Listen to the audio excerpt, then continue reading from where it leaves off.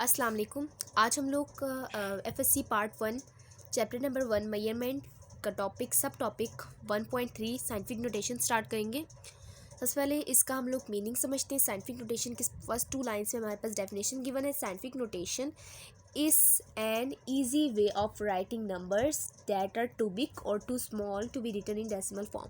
यानी अगर हम लोग मैं इसको आसान अल्फाज में बताऊँ, साइंटिफिक नोटेशन ऐसे मेथड को बोलते हैं जिसमें हम लोग बड़ी से बड़ी वैल्यूज़, जिसमें हमारे पास बहुत ज़्यादा ज़ीरोज़ होती हैं और इनमें हमारे पास लिखने में गलतियों के चांसेस ज़्यादा होती हैं, या फिर हमारे लिए वो इस तरह की लंबी वैल्यूज़ लिखना बहुत मुश्किल होती है। तो उनको हम लोग क्या करते हैं, 10 रेज़ टू पावर की फॉर्म में लिखते हैं। या आप लोगों ने 10th की मैथ्स में पढ़ा हुआ है, यानी लॉग की फॉर्म में लिखना, यानी 10 रेज़ टू पावर 10 की पावर की फॉर्म में लिखना। In scientific notation a big number is written as the product of a number greater than 1 और लेस देन 10। यानी एक जो बड़े नंबर्स होंगे जो कि 1 से बड़े, और साइंटिफिक नोटेशन में हम लोग बड़े नंबर्स को कैसे लिखते हैं, प्रोडक्ट ऑफ अ नंबर, एक ऐसे नंबर का प्रोडक्ट जो कि 1 से बड़ा हो लेकिन 10 से छोटा हो, कार्ल मैंटिसा। अब देखिए यहाँ पे कि यहाँ पे हम लोग जो लेटर्स लिखेंगे ना वो 1 से बड़ा होना चाहिए लेकिन 10 से छोटा होना चाहिए, यानी 9 इंटू 10 रेज़ टू पावर 3। मैं फॉर एग्जांपल मैं एग्जांपल देती हूँ कि यहाँ पे मैं लिख दूँ 9 इंटू 10 रेज़ टू पावर 3। यहाँ पे मैं ये नहीं लिख सकती 13 इंटू 10 रेज़ टू पावर 3, इस तरह नहीं लिखना, बल्कि अगर मैं 13 को लिखना चाहूँ तो 1.3 के इंटू 10 रेज़ टू पावर 4 लिखूँगी, क्योंकि 0.3 लगा है तो 10 रेज़ टू पावर 3 नहीं बनेगा, 4 हो जाएगा। ठीक है, तो ग्रेटर देन 1 और less than 10 call the mantissa and power और एक्सपोनेंट ऑफ 10, और हम लोग 10 की पावर भी इसमें ऐड करते हैं। उसके बाद हमारे पास नीचे एग्जाम्पल गिवन है। एग्जाम्पल में हम लोग देखें, हमें कहा हुआ है कि if someone rights that human body contains approximately 7 के बाद हमारे पास तकरीबन 27 टाइम्स ज़ीरोस मौजूद हैं। ठीक है, अगर मैं इसको बोलना चाहूँ तो ये तो बोल भी नहीं सकती, और ना मैं इस बड़ी वैल्यूज़ को लिखूँगी, बहुत ही टाइम कंज्यूमिंग है। तो अगर हम लोग इससे आगे पढ़ें, एटम्स ह्यूमन बॉडी में कितने, तकरीबन 7 इंटू 10 रेज़ टू पावर 27। अगर मैं इसको आसान लफ्ज़ों में कहूँ तो ये 9 3 के पेयर्स में 9 हमारे पास मौजूद हैं, 3 ज़ीरोस 9 टाइम्स मौजूद हैं, तो 3 9 से 27, 7 इंटू 10 रेज़ टू पावर 27। अगर हम लोग बात करें कि ह्यूमन बॉडी में तकरीबन कितने हमारे पास कितने एटम्स हैं, 7 इंटू 10 रेज़ टू पावर 27 है।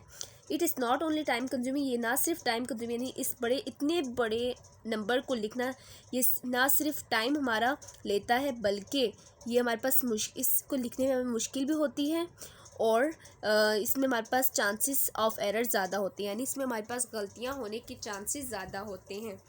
अब अगर मैं 7 इंटू 10 पर 27 लिखूँगी, इसमें मेरे पास गलती होने के चांसेस बिल्कुल भी नहीं है, माइनर होगी या फिर बिल्कुल नहीं होगी।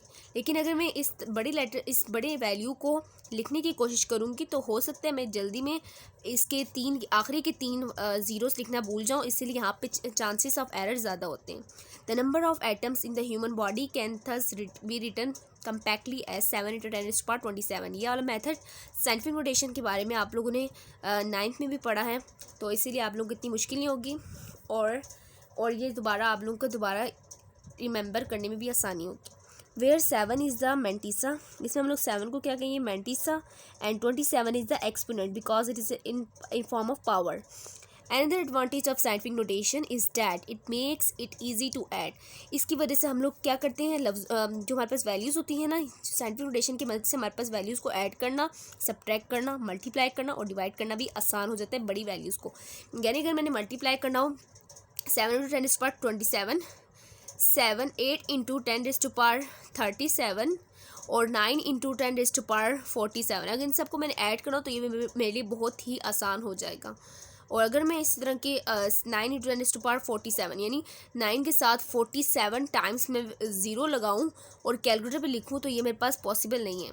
अगर मैं इसकी जगह लिख दूं 9 इंटू 10 रेज़ टू पावर 47, तो मेरे पास इसको करना ज़्यादा आसान होगा।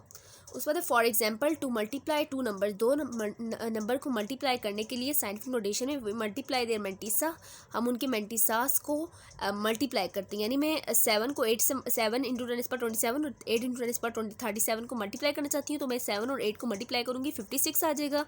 और फिर and then add their exponents, और फिर उनके एक्सपोनेंट्स को क्या कर दूँगी, ऐड कर दूँगी, यानी 27 में 37 को ऐड करूँगी, कितना आएगा 64 7 14 और मेरे पास क्या आ जाएगा 64।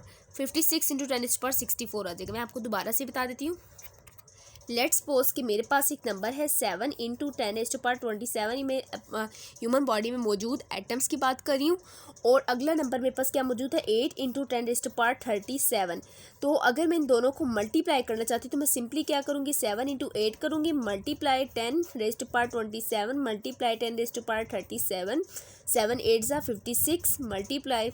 मैथ का एक रूल है कि जब भी हमारे पास 10 मल्टीप्लाई हो रही है तो असल में हम लोग उनकी जगह क्या लगा सकते हैं ऐड भी लगा सकते हैं। 27 प्लस 37 कर दूंगी और मैं इनके सिंपली एक्सपोनेंट्स को ऐड कर रही हूँ और इनके मेंटिसास को मल्टीप्लाई कर रही हूँ। तो 56 इंटू 10⁻64 ये मेरा आंसर आ जाएगा। ठीक है, मैंने अभी आप लोगों को जो बुक पे एग्जाम्पल बताई वो भी सेम एज इट इज़ है। अब इसके बाद हम लोग पॉइंट टू पॉन्डर पढ़ते हैं, यानी जो बॉक्स गिवन है साइड बॉक्स वो भी हम लोग पढ़ लेते हैं। अब हमें लिखा हुआ question, why is it important to have a standard system of units that is used by all scientist and engineers. हमारे लिए क्यों ज़रूरी है कि हम लोग एक ऐसा यूनिट का सिस्टम निकालें, सिस्टम ऑफ यूनिट्स एक ऐसा निकालें जो कि हर इंजीनियर और साइंटिस्ट यूज़ करें।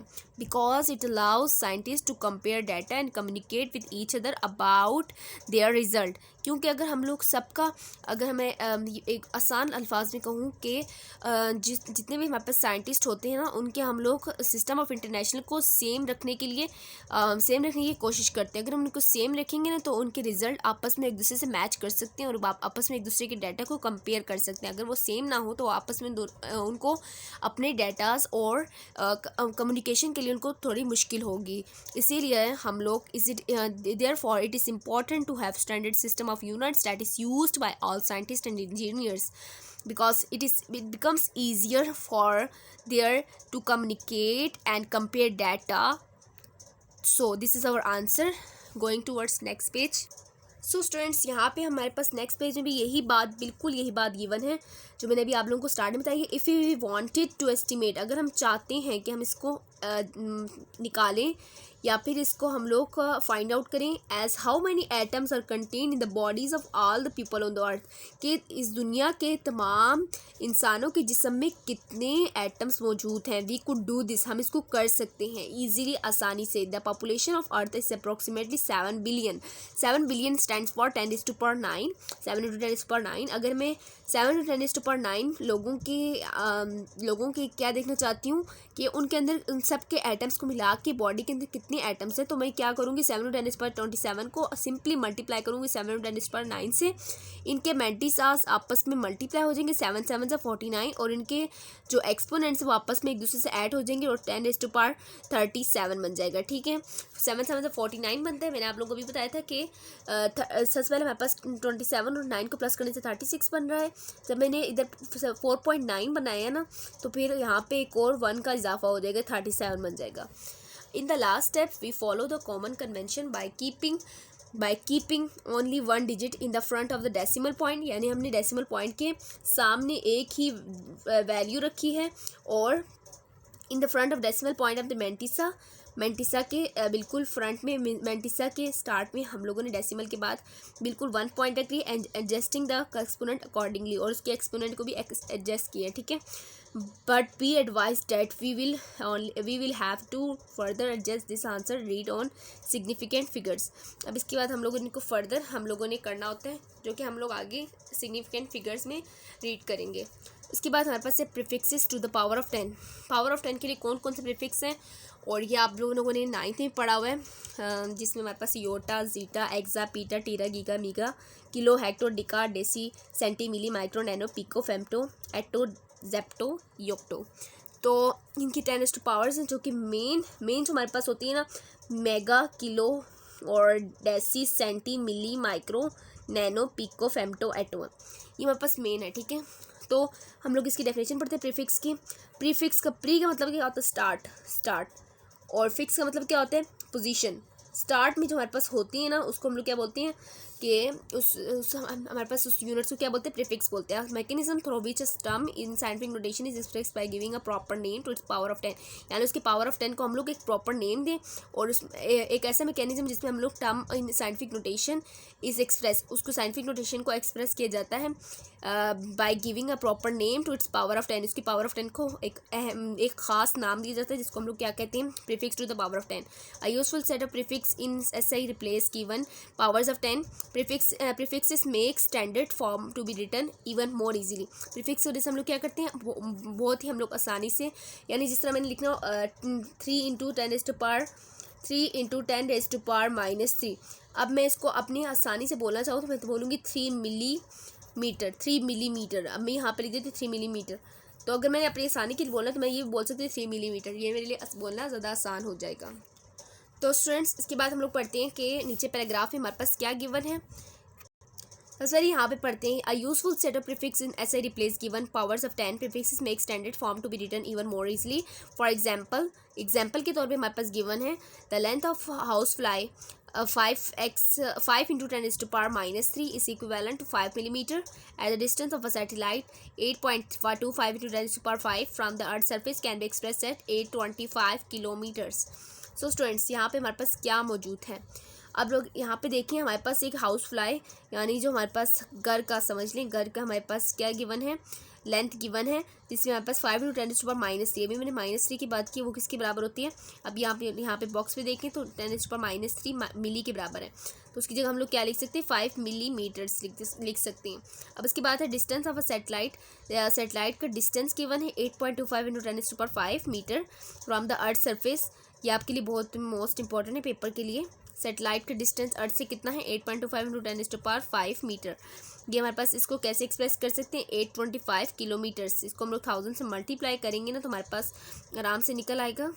तो मैं आप लोगों को किलो की पावर दिखाऊं, 10⁻³ होती है, तो 8.25 × 10⁵ को हम लोगों ने क्या कर दिया, किलो बना दिया, ठीक है, किलो बना दिया, और हमारे पास ये आंसर। अगर मैं आप लोगों को इसको करके बताऊँ तो 8.25 × 10⁵, अगर इसको मैं किलो में करना चाहती हूँ ना 10⁻³ में करना चाहती हूँ, यहाँ पे क्या आ जाएगा, 100 आ जाएगा पॉइंट को उठा के, और ये पास क्या बन गया, 2 0, यहाँ पे 2 0 से कट के यहाँ पे कितना बच गया, 3 0 बच गया, 825 × 10⁻³।